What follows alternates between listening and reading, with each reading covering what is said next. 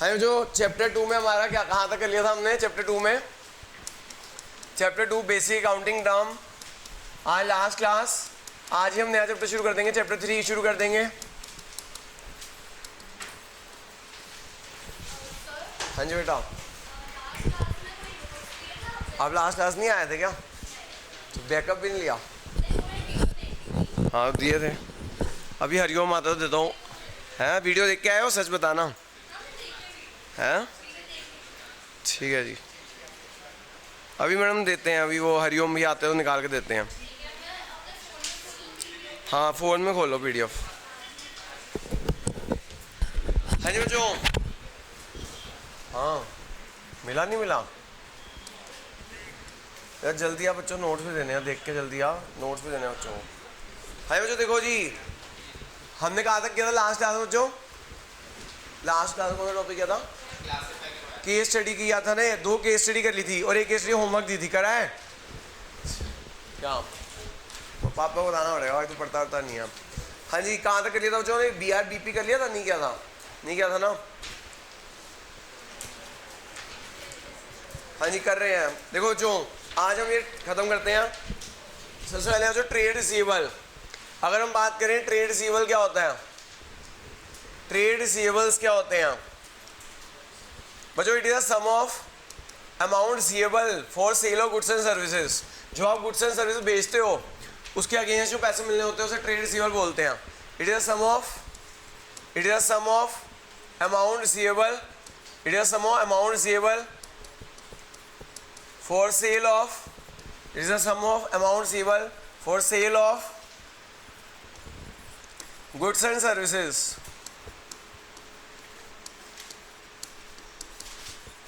It is a amount of sum receivable for sale of goods and services. जो goods and services बेचते हो ना, उसके against जो पैसे मिलने होते हैं उसे हम क्या बोलते हैं बच्चों? ट्रेड रिसीवेबल बोलते हैं। क्या बोलते हैं बच्चों? Trade receivable is a sum of, trade receivable is a sum of debtor, trade receivable is a sum of debtor plus BR। Trade receivable is a sum of debtor plus BR। ठीक है जो trade receivable is a sum of debtor plus bill receivable. तो trade receivable sum किसका होता है बच्चों? Debtor plus bill receivable का होता है। ओके, डेटर क्या होते हैं मैंने वो पहले बता रखा है। डेटर कौन होते हैं? Debtor is a person to whom goods are sold on credit, it is our right to recover money from them. Notes में लिखा भी हुआ है। BR क्या होता है जो? It is a legal instrument, it is a against which a specified amount is received after a specified period of time. तो bill receivable is a legal instrument. Bill receivable हमारा लीगल इंस्ट्रूमेंट होता है जिसके against हमें पैसे मिलने होते हैं after a specified period of time. तो जो डेटर की भी डेफिनेशन मैंने नोट्स में लिखी हुई है और BR की भी डेफिनेशन मैंने नोट्स में लिखी हुई है। ओके, आगे चलते हैं। फिर आ जाओ ट्रेड पेबल्स। फिर आ जाओ जो ट्रेड पेबल्स। ट्रेड पेबल्स क्या होते हैं? ट्रेड पेबल्स होते हैं is amount payable for purchase of goods and services. Trade payable होते हैं जो, it is amount payable for purchase of goods and services. जो हमें पैसे देने होते हैं for purchase of goods and services के लिए। It is amount payable for purchase of goods and services. ये पैसे हमें देने होते हैं, ये हमें पैसे देने होते हैं for purchase of goods and services के लिए। जो हमें गुड्स एंड सर्विसेज के लिए पैसे देने होते हैं उसे हमें क्या बोलते हैं? ट्रेड पेबल बोलते हैं। वो जो trade payable is a sum of, trade payable is a sum of creditor plus bill payable. Trade payable is a sum of creditors plus bill payable. Trade payable is a sum of creditor plus, हाँ ठीक है जी। और creditor कौन होते हैं? Who is creditor? Creditor is a person from whom goods are purchased on credit. Creditor is a person from whom goods are purchased on, it is our obligation to pay to them. और bill payable क्या हो गया? Bill payable is a legal instrument. Bill payable is a against which we have to pay a specified amount after a specified period of time. तो bill payable क्या बच्चों? Legal instrument है जिसके against हमें पैसे देने होते हैं after a specified period of time. After a specified period of, मिला? हैं? बोले क्या होगा क्या? एक तो भैया बच्चों को पिछली क्लास में किसी को सेकेंड असाइनमेंट नहीं मिला हुआ। एक तो पिछली क्लास का असाइनमेंट दे दे भाई, 1 2 3 बच्चों को। और कोई था जो पिछली क्लास में नहीं आया था? 3 असाइनमेंट तो पिछली क्लास के दे दे और बाकी इस क्लास के भी असाइनमेंट सबको दे दे जो हमने फोटो सेट सुबह कराई है। ठीक है, पिछली क्लास का 3 बच्चों को दे दे और इस क्लास का सबको दे दे। हाँ बच्चों क्लियर हो गया? जो क्रेडिटर कौन होते हैं? Creditor is a person to whom from whom goods are purchased on credit, it is our obligation to.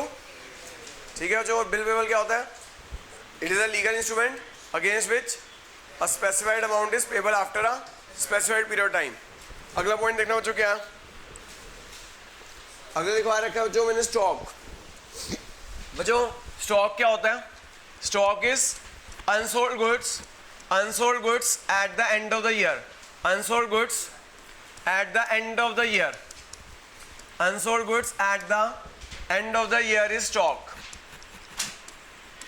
Unsold goods at the end of the year is stock.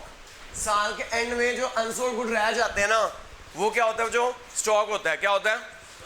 वो stock is a asset. Stock कौन सा asset होता है? Current asset होता है। Stock कौन सा asset होता है? हाँ जी, stock is a current asset. Stock is a बच्चों अगर आपने याद हो पिछली बार हमने केस स्टडी की थी पिछली। हाँ जी सर, क्या है? पेज मिसिंग है सर। जो ये कह रहे हैं देखना कौन सा पेज मिसिंग है।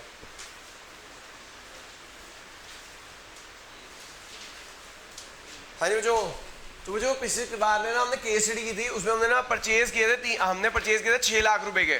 पिछली क्लास में हमने केस स्टडी की थी, उसके अंदर हमने परचेज किए थे 6 लाख रुपए के। कितने के परचेज किए थे?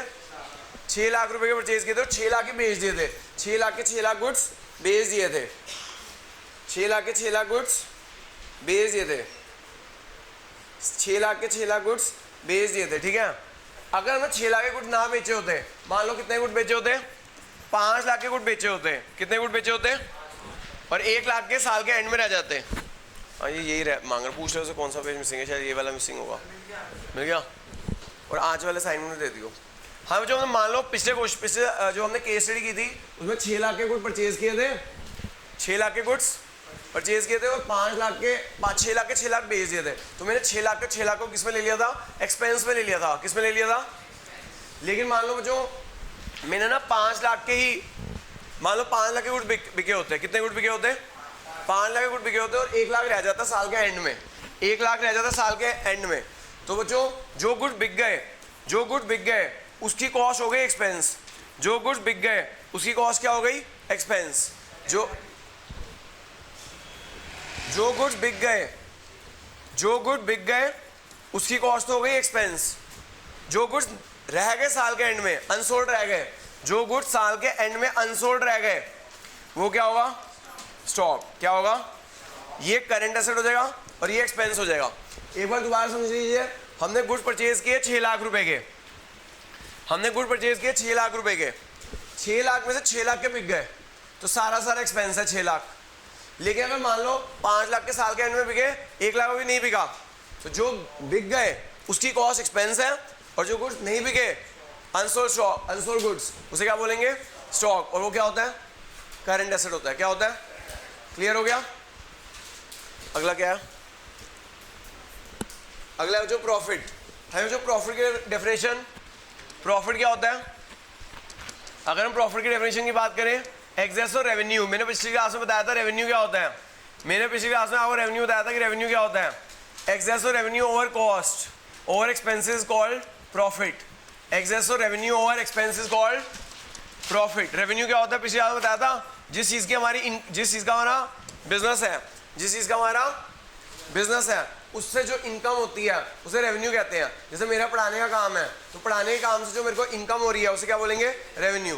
तो ट्यूशन फीस माई और खर्चे जो पढ़ाने के लिए खर्चे हो रहे हैं, नोट्स दे रहा हूँ, इलेक्ट्रिसिटी बिल आ रहा है, हरिओम भैया की सैलरी, ये सब मेरे क्या है? खर्चे। तो जो ये आपका आता है 1 नंबर का, व्हाट इज प्रॉफिट, पेपर में आएगा व्हाट इज प्रॉफिट। प्रॉफिट की डेफिनेशन क्या है?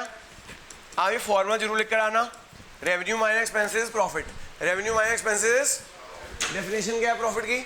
एक्सेस और रेवेन्यू ओवर एक्सपेंसेस। एक्सेस और revenue over expenses called revenue minus expense. ये जरूर लिख के आना। एक्सेस और revenue over expenses called profit.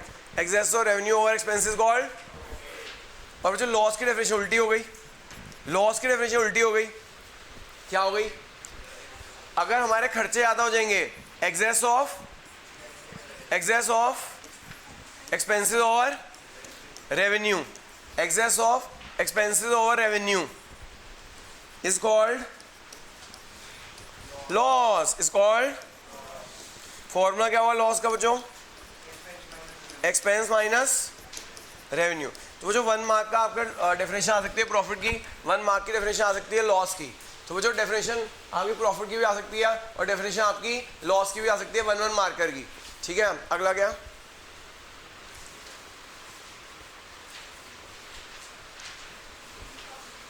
Income, income है, जो गेन है अगला। है जो सुनिएगा बच्चों, जो प्रॉफिट होता है ना, the word profit is for business, the word profit is for, जिस चीज का आप बिजनेस कर रहे हो उससे जो नेट रिजल्ट आ रहा है वो है प्रॉफिट या लॉस। जो चीज का आप बिजनेस कर रहे हो उससे जो रिजल्ट आ रहा है वो क्या है आपका, प्रॉफिट या। अब आ जाइए जो अगला टर्म, अगली टर्म है गेन। बच्चों देखो गेन, गेन क्या है, गेन भी इनकम है लेकिन नॉन रेकरिंग नेचर। क्या है, तो अगर गेन पढ़े तो gain is income which is non recurring in nature. Gain is income जो नॉन रेकरिंग इन नेचर हो, गेन इज इनकम जो नॉन रेकरिंग इन नेचर हो, which is non recurring in nature, जो कभी कभी होती हो, which is non recurring in nature but incidental to business. मुझे नोट्स में लिख लेना ये बात, ये एक नोट्स में लिखी नहीं हुई, नोट्स में ये लिखा हुआ है gain is income which is non recurring in nature but, non recurring in nature but incidental to business, but incidental to business. ये नोट्स में लिखना रह गया मेरा, ये आप लोग लिखना बट इंसिडेंटल टू बिजनेस। ये बात ना, ये लाइन लिख लेना, ये नोट्स में लिखनी रह गई है, बट इंसिडेंटल टू बिजनेस। ठीक है, तो जो gain is income which is non recurring nature but incidental to business, ये वाला पॉइंट लिख लेना, बट इंसिडेंटल टू बिजनेस होनी चाहिए। वहां से मैं उठा ले, हमें मुझे समझ आ गया।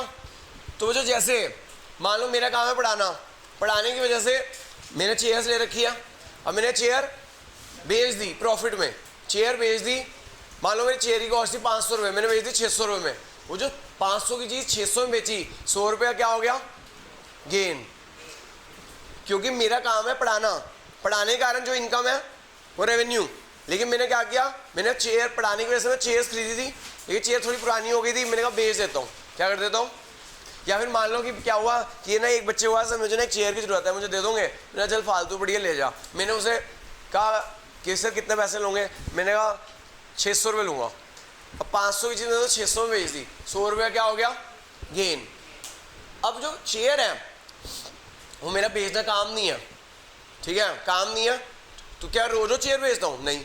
तो ये क्या हो गई, नॉन रेकरिंग हो गई। क्या हो गई, तो नॉन रेकरिंग हो गई। एक तो नॉन रेकरिंग इनकम है, इंसिडेंटल टू बिजनेस है। कैसे इंसिडेंटल टू बिजनेस है, क्योंकि बिजनेस की वजह से मेरे पास चेयर थी, बिजनेस की वजह से क्या थी, तो चेयर इंसिडेंटल टू बिजनेस होनी चाहिए। ऐसी चीज जो नॉन रेकरिंग हो और जो इंसिडेंटल टू बिजनेस हो, बिजनेस की वजह से भी होनी चाहिए। समझ आ गया बच्चों बात, तो वो क्या होगा, गेन होगा। एग्जाम्पल क्या है गेन का, एग्जाम्पल क्या है, gain on sale of building, gain on sale of machine या बिल्डिंग, यानी gain on sale of fixed rate कह सकते हो, बिल्डिंग कह लो, मशीन कह लो, वो गेन है। हमें जो क्लियर हो गया, प्रॉफिट क्या होता है बिजनेस का, प्रॉफिट क्या है जो बिजनेस से होता है। जैसे मेरा काम है पढ़ाना, पढ़ाने की वजह से मुझे ट्यूशन फी मिली, वो रेवेन्यू, उसमें रेवेन्यू में से क्या माइनस कर देंगे, एक्सपेंसेस, तो क्या आ जाएगा, प्रॉफिट। समझ की बात। फिर उसी तरह बच्चों गेन, गेन क्या होता है, जो नॉन रेकरिंग, जो होता है तो इंसिडेंटल बिजनेस है लेकिन नॉन रेकरिंग होते हैं, जो क्या होते हैं, example gain on sale of fixed rate. और क्या बच्चों, अगला क्या, इनकम। बच्चों income is a broader term, income is a, income जो ब्रॉडर टर्म होती है, इनकम क्या होती है, ब्रॉडर टर्म होती है जिसके अंदर सब कुछ आ जाता है, which includes operating income, which includes, आप कह सकते हो इसमें प्रॉफिट भी आ जाता है, इसके अंदर गेन भी आ जाते हैं, and other non operating income भी आ जाती है, plus other non operating income भी आ जाती है बच्चों। तो जो याद रखिएगा, income is a broader term, income is a, जिसके अंदर क्या क्या आ जाएगा, प्रॉफिट आ जाएगा, गेन आ जाएगा, अदर नॉन ऑपरेटिंग इनकम आ जाएंगी। Other non operating, other non operating income क्या होगी, मैंने बैंक में एफडी करा रखी है, एफडी पे क्या आता है मुझे, इंटरेस्ट, तो इंटरेस्ट क्या हो गई, अदर नॉन ऑपरेटिंग इनकम, जो बिजनेस रिलेटेड इनकम ना हो। मैंने मान लो एक प्रॉपर्टी रेंट पे दे रखी है, उसमें रेंट भी आता है, तो वह अदर नॉन ऑपरेटिंग इनकम हो गई। मैंने शेयर्स में इन्वेस्ट कर रखा है, शेयर से जो डिविडेंड आ रहा है वो क्या हो गया, अदर नॉन ऑपरेटिंग इनकम आ गया। समझ आ गया जो अदर नॉन ऑपरेटिंग इनकम का एग्जांपल क्या है, इंटरेस्ट, रेंट, डिविडेंड। समझ आ गई बच्चों बात? तो इनकम एक ब्रॉडर टर्म है जिसके अंदर ऑपरेटिंग इनकम, गेन और non operating, other non operating income भी आ जाती है। ठीक है, अगला क्या? नॉन ऑपरेटिंग इनकम का एग्जांपल बता दिया मैंने। हाँ जी, इंसॉल्वेंट। बच्चों इंसॉल्वेंट को बैंकक्रप्ट भी कहते हैं। इंसॉल्वेंट को क्या कहते हैं? बैंकक्रप्ट, हिंदी में कंगाल। जो बंदा अपने लायबिलिटीज अपनी एसेट से पे नहीं कर पाता, जो बंदा अपनी लायबिलिटीज से अपने एसेट से अपनी लायबिलिटी पे नहीं कर पाता, उसे क्या बोलते हैं? इंसॉल्वेंट, कंगाल। ठीक है, बैंकक्रप्ट और दूसरा नाम इंसॉल्वेंट। समझ आ गया बच्चों बात? मैंने आपको बताया था, आप आजकल वो कॉमर्स में एक और नई चीज़ आई है क्या, कि ये जो कंगाल का, जो बंदा कंगाल हो जाता है उसके लिए कोर्ट डिक्लेयर करता है, ऑफिशियल रिसीवर अपॉइंट करता है। तो आप ऑफिशियल रिसीवर भी बन सकते हो। क्या बन सकते हो? ऑफिशियल रिसीवर का काम ये होता है कि जो कंगाल बंदा होता है उसके एसेट बिकवाना और लायबिलिटीज़ को पे करना। तो वो फीस गवर्नमेंट देती है उन्हें। कौन देती है? तो काफ़ी अच्छा स्कोप है इसमें भी आजकल। तो एक नया प्रोफेशन आया, लोगों को कंगाल घोषित करवाओ। हाँ, जो अगला है आपका बिजनेस ट्रांजेक्शन। बिजनेस ट्रांजेक्शन क्या है बच्चों? जो हम बिजनेस ट्रांजेक्शन करते हैं ना, परचेज गुड्स, उसकी डेफिनेशन क्या है? Purchase good, Ram start business with cash, ये सब बिजनेस ट्रांजेक्शन है। It is economic activity. क्या है ये? Which effect the financial position of business. क्या है बच्चों बिजनेस ट्रांजेक्शन की डेफिनेशन? बिजनेस ट्रांजेक्शन की डेफिनेशन है, बिजनेस ट्रांजेक्शन की डेफिनेशन है, it is a economic activity. It is a, ये एक इकोनॉमिक एक्टिविटी है। हाँ जी, पढ़ा है? बीएसटी किसने पढ़नी शुरू की? उसमें पहले पेज पे इकोनॉमिक एक्टिविटी है। क्या है? मेरा सबको नोट्स मिले हुए हैं बीएसटी? कोई ऐसा बच्चा है जिसे नोट्स ना मिले हो? अरे सबको बिजनेस स्टडीज के नोट्स मिले हुए हैं? नहीं मिले हुए? सबको मिले हुए हैं? हाँ विवान, बिजनेस स्टडीज के नोट मिले हुए हैं? कब मिले? फिर वो कैसे मिल गए? बिजनेस स्टडीज के नोट्स नहीं चाहिए? ठीक है, it is a economic activity. बाकी सबको मिले हुए हैं? ठीक है जी। It is a economic activity which effect the financial position of business. आपने अगर पहला पेज पढ़ा हो बिजनेस स्टडीज का, इकोनॉमिक एक्टिविटी क्या होती है? जो हम लाइवलीहुड के लिए करते हैं। जो क्या करते हैं? पढ़ा है? लाइवलीहुड के लिए जो चीज़ करते हैं वो इकोनॉमिक एक्टिविटी होती है। ठीक है, तो it is a economic activity. Business transaction क्या होती है? जिसमें इकोनॉमिक एक्टिविटी जो हम लाइवलीहुड के लिए कर रहे हैं, which effects the financial position of the business, which effect the financial position of the business. Financial position क्या होती है भाई? हाँ जी बच्चों, बताया था, asset liability capital. Asset liability यानी कि अगर कोई ऐसी चीज़ जिससे ऐसी इकोनॉमिक एक्टिविटी जो लाइवलीहुड के लिए कर रहे हैं, जो आपके एसेट लायबिलिटी कैपिटल को इफेक्ट करेगी, वो क्या होगी? आपकी बिजनेस ट्रांजेक्शन होगी। क्या होगी? अच्छा, एक चीज़ में और लिख लेना, it is economic activity which is measure in money terms, which can be measure in money terms, which can be measure in money terms लिख लेना, which can be measure in money terms. Money terms में measure होनी चाहिए। which can be measured in money terms and which affect the financial position of the business, which can affect the financial position of the business। ठीक है, जो business transaction में तीन चीज़ें हैं। पहली चीज़ क्या है? इकोनॉमिक एक्टिविटी होनी चाहिए। क्या होनी चाहिए? दूसरी चीज़ क्या है? मनी टर्म्स में मेजर होनी चाहिए। तीसरी चीज़ क्या है? फाइनेंशियल पोजीशन को इफेक्ट करे। What is financial position? Asset liability and capital. Asset liability and, समझ आ गई बच्चों बात? तो जो ये हमारा चैप्टर खत्म हो गया, इसी के साथ हमारा चैप्टर खत्म हो जाता है, दैट इज बिजनेस ट्रांजेक्शन।